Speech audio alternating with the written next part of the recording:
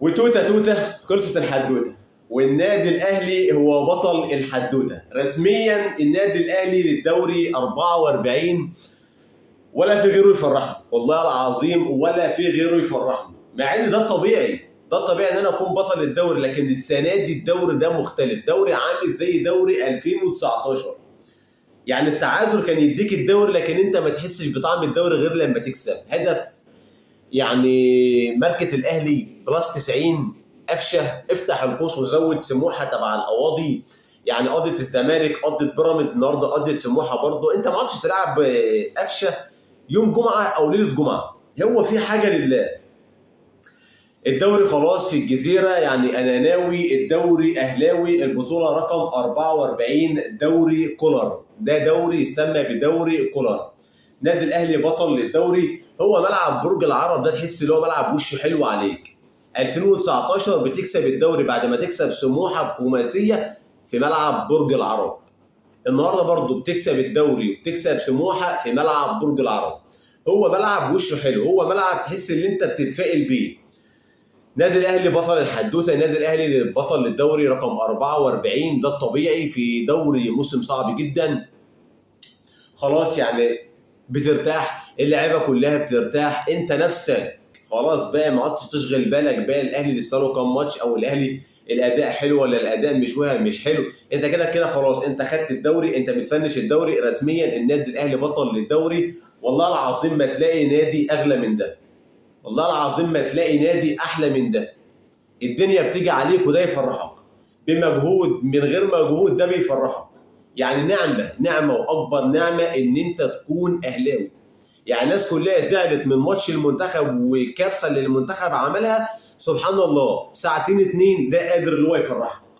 ساعتين اتنين خلاص هو عمل لك ديليت للي حصل مع المنتخب، والوقت انت في وضع السعاده. ليه؟ لان انت معاك ده قادر اللي هو يفرحك في اي وقت.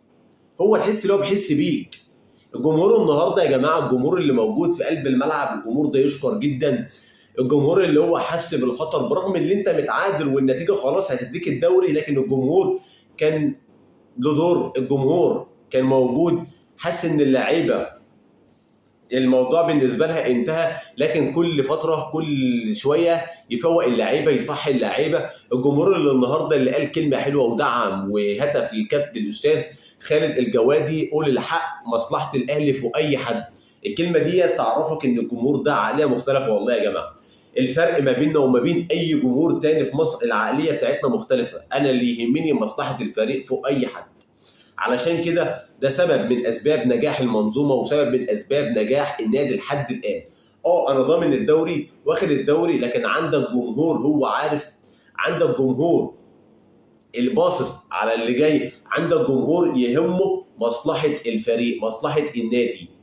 اللي يهمني مصلحه النادي بعيد عن اسامي اي حد.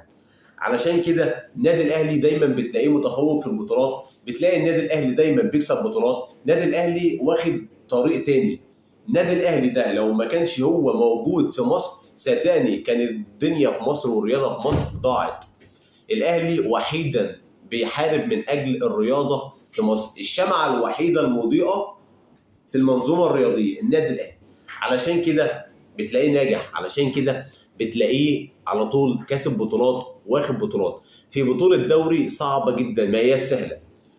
20 فوز على التوالي. النادي الاهلي عمل ارقام قياسيه مع كولر، 20 مباراه على التوالي. صعب جدا بعد كده اي حد يجي يعادل الرقم ده او يفكر اللي هو يحطم الرقم ده.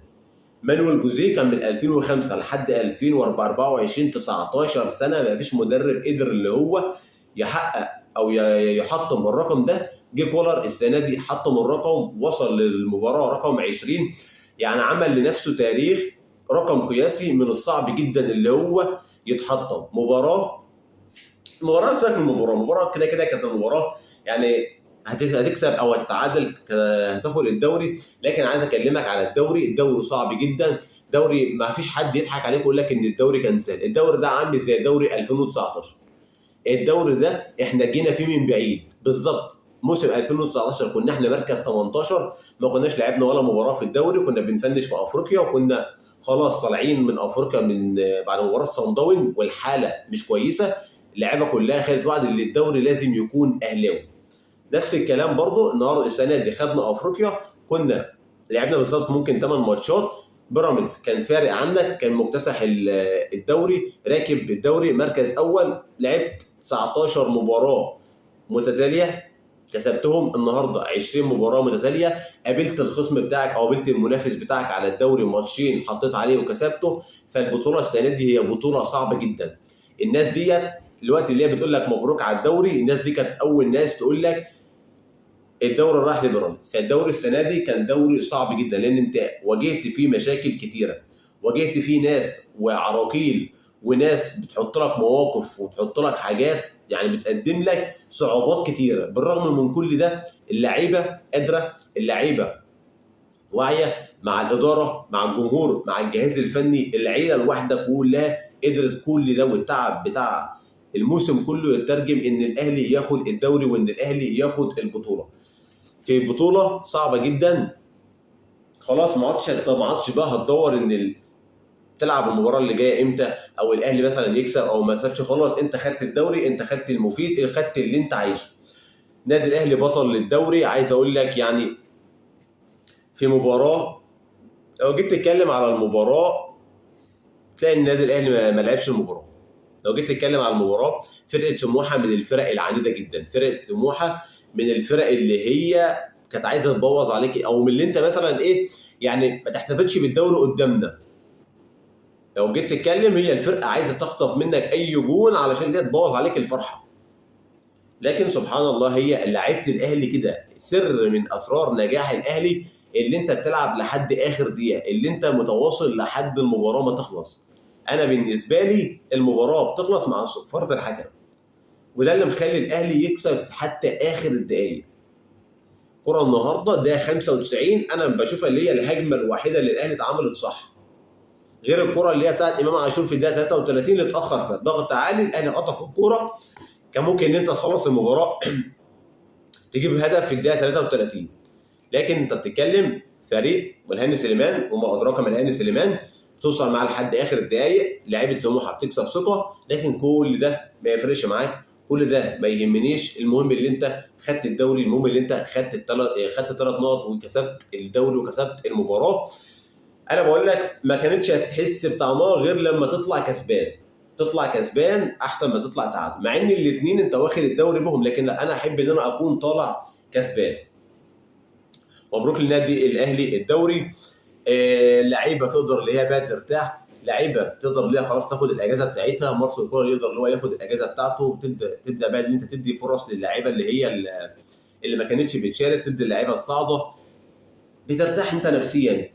مكسب النهارده جاب لك الدوري، بيريح لك اللعيبه، بيخلي الناس المدرب عندك ياخد فتره اجازه ويرجع لك. ابدا ازاي ان انا اخش الموسم الجديد، اعمل معسكر للموسم الجديد على روقان، تبقى اللعيبه كلها فايقه، تبقى اللعيبه كلها مرتاحه، احسن من اللي انت تقعد تلحم المواسم في بعض. فمكسب النهارده يجيب لك الدوري، خلاص مش محتاج حاجه تانية. اللعيبه ديت بتنسى الكوره، اللعيبه ديت خلاص اطلع بقى ايه صيف، اللي عايز يروح اجازات، اللي عايز يروح هنا، اللي عايز يروح هناك، كل واحد يرتاح كده، كل واحد ايه يدلع نفسه علشان تيجي الموسم اللي جاي خلاص ابدا معسكر استعداد قوي. الموسم اللي جاي عندك بطولات، عندك بطولات كتيره، عندك حاجات كتيره جدا جايه لك الموسم اللي جاي. فعلشان كده كان لازم النهارده، كان مهم اللي انت تحسم الدوري النهارده، علشان لا قدر الله ما كناش حسبنا الدوري النهارده كنت هتروح برضو المباراه اللي جايه مباراه جد محتاج ان انت تكسب. يبقى انت برضو اللعيبه لسه مشتته، اللي حاجه اجازاته مش هيقدر اللي هو يروح الاجازات. لكن وده ظهر على اللعيبه النهارده، وده ظهر على الاداء. واضح جدا من الاداء ان اللعيبه كلها كانت مركزه في الاجازات، اللعيبه كلها مستسهله الماتش، وده حاجه بتبقى غلط، لان انت طول ما انت مستسهل الماتش الخصم بتاعك ممكن يفاجئك مفاجاه مش حلوه. فعشان كده كولر والجمهور حس بالمباراه ممكن تهرب منك، بدا يعمل وقت تغييرات بدري. كريم فؤاد من الحق انا نسيت، يعني سلامات لكريم فؤاد، الف سلامه. كريم فؤاد كدمه في الركبه، يعني اول حاجه كده تبقى الكدمه في الركبه، بكره ان شاء الله يعمل اشعه عليها ونشوف هتبقى الاصابه ايه بالظبط، وهنشوف لو في فتره غياب او مده غياب هتبقى قد ايه. هو كده كده خلاص يعني كريم فؤاد بقى يقضي اجازه الفتره اللي جايه، طبعا نتمنى له السلامه لكريم فؤاد. عشان كده بقول لك ان كولر والجمهور حس ان المباراه ممكن تهرب منك، عمل تغييرات بدري بدري، نزل قفشه وعبد القادر وكريم نيدفيد، والجمهور بدا يفوق اللعيبه، بدا يقول للعيبه ان المباراه لسه ما انتهتش، لكن اللعيبه برضو قدرت اللي هي تحسمها في اخر الدقائق، في الدقيقه 95 في مباراه.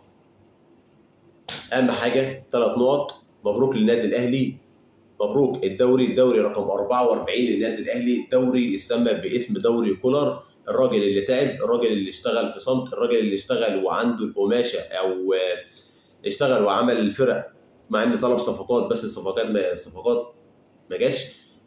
بكلمك طبعا ابتدائي مع بدايه الموسم، الراجل اللي قدر اللي هو يخلي فريق النادي الاهلي يوصل ل 20 مباراه على التوالي فوز. ده محتاج، ده طبعا اخذ منك وقت كتير، اخذ منك شغل كتير، اخذ من تركيز اللعيبه، من تركيز المدرب، من الذهني، من البدني، الحاجات دي كلها اتعملت وخدت منهم شغل كتير. عشان كده بقول لك الدوري ما كانش سهل، الدوري صعب، دوري صعب جدا. خدته من منافس كانوا خلاص الناس كلها بتقول ان بيراميدز هو اللي اخر الدوري، بيراميدز هو خلاص يكسب 3 4 ماتشات ياخد الدوري. بيراميدز كان طريقه كان سالك، لكن مع اول مطب اتحط له، مع اول مباراه يلعبها تحت ضغط ومع تحكيم اجنبي ومع جمهور كان قدام النادي الاهلي، قدرت اللي انت تكسب الماتشين، وقدرت اللي انت تودي بيراميدز في سكه اللي هو خلاص نفسيا اتدمر، ذهنيا ما عادش موجود، تكتيكيا وكلينيكيا خسر الدوري. فدي حاجه ما كانش هيقدر تعملها، وما كنتش انت هتقدر اللي انت تحسم الدوري او اللي انت تقرب على الدوري غير لما تكسب ماتشين بيراميدز. ماتشين بيراميدز بنسبه كبيره هم اللي ادوك الدوري، ودي طبعا اتكلمنا فيها قبل ماتشين بيراميدز. تكسب بيراميدز الماتشين وتخسر، وتكسب بيراميدز الماتشين الاثنين 12 بونت، انت بتكسب 6 بونت وبتخسرهم 6 بونت، بتدخل بيراميدز في دوامه. وطبعا لما تكسب بيراميدز المنافس ليك وتفضل مستمر في الماتشات، فوز على التوالي، فوز متتالي، ده بيتصدر للفريق المنافس بتاعك احباط، وبيرفع من الروح المعنويه عندك، وبيقرب الدوري منك. وده اللي حصل للنادي الاهلي، وده اللي عملوه النادي الاهلي. علشان كده بقول لك الدوري السنه دي ما كانش سهل، الدوري السنه دي كان صعب جدا، لان انت واجهت مشاكل وواجهت حاجات كتيره. بعض الناس كانت بتصدر لك كلام ما كانش بيحصل في النادي الاهلي، بعض الاعلام كان بيصدر لك حاجات عايز يضرب لك اي حاجه تعمل لك ضرب استقرار الفريق. ترجع للاداره، ترجع لاوضه اللبس، ترجع للاعيبه مع بعض، ترجع للجهاز الفني. ممكن يكون حصل بعض المناوشات، طبيعي بتحصل في اي نادي، لكن حكايه اللي انت تقدر ازاي تقفل على اللعيبه، وحكايه اللي انت تخلي اللعيبه معاك متواصله لحد ما تكسب الدوري، لحد ما تعمل 20 مباراه فوز متتالي، دي بتاخد شغل كتير جدا. عشان كده تشكر مجلس الاداره، تشكر اللعيبه، تشكر الجمهور اللي كان الداعم الاول والسند الاول للعيبه ديت، وعلى طول في ظهر النادي وفي ظهر الجمهور. تشكر طبعا الجهاز الفني اللي قدر اللي هو يعمل لك فريق قدر اللي هو يوصل للدوري وياخد الدوري بعد فوز 20 مباراه متتالي. والنادي الاهلي السنه دي لما جه من بعيد خالص، بعد ما خلص السوبر المصري وخلص كاس العالم للانديه وخلص دوري ابطال افريقيا وخلاص يعني فضى للدوري، قدر اللي هو يرجع للدوري، وقدر اللي هو يكسب الماتشات دي كلها، وقدر اللي هو ياخد الدوري. دوري كان صعب جدا، دوري كولر، دوري مستحيل اللي انت تقول عليه كان دوري سهل. هتلاقي الاعلام بيصدر لك كلام يقول لك ان الدوري ده سهل، ان الدوري ده النادي الاهلي ما كانش فيه منافسه او حاجه. لا، ده ناس كلها كارهه اللي انت تاخد الدوري، ده ناس كلها خلاص، هي كل الكلام اللي انت هتلاقيه دلوقتي من الاعلام اللي هو عايز يقلل من حجم المسابقه او المنافسه اللي انت كسبت فيها الدوري. يعني لو جيت ترجع مثلا من شهر فات، ارجع كده من شهر فات وقبل ما تلاعب ماتشين بيراميدز، هيقول لك ان الدوري رايح لبيراميدز، اللي بيراميدز هيغلب الاهلي، ان الاهلي السنه دي مش هياخد الدوري. لكن بعد ما تكسب بيراميدز الماتشين وتكسب الماتشات دي كلها والنهارده تحسم الدوري، يقول لك المنافسه كانت ضعيفه، المنافسه ما كانش في منافسه قويه، الدوري متفصل، الدوري ما اعرفش ايه. هتلاقي كل الاعذار، هتلاقي كل الناس اللي هي طالعه تقول لك حاجات وتبرير ان انت اللي بالبلدي كده بتقلل من المسابقه بتاعتك وبتقلل من الفوز بتاعك للبطوله. طبعا كل الكلام ده هم مش حابين الاهلي يكسب بطوله. مبروك للاهلي الدوري، باذن الله يكون يعني اللعبه تاخد راحه وتعمل معسكر استعداد قوي جدا للموسم اللي جاي. مبروك الدوري الاهلي، وباذن الله نبص على السوبر وسوبر افريقيا. السلام عليكم.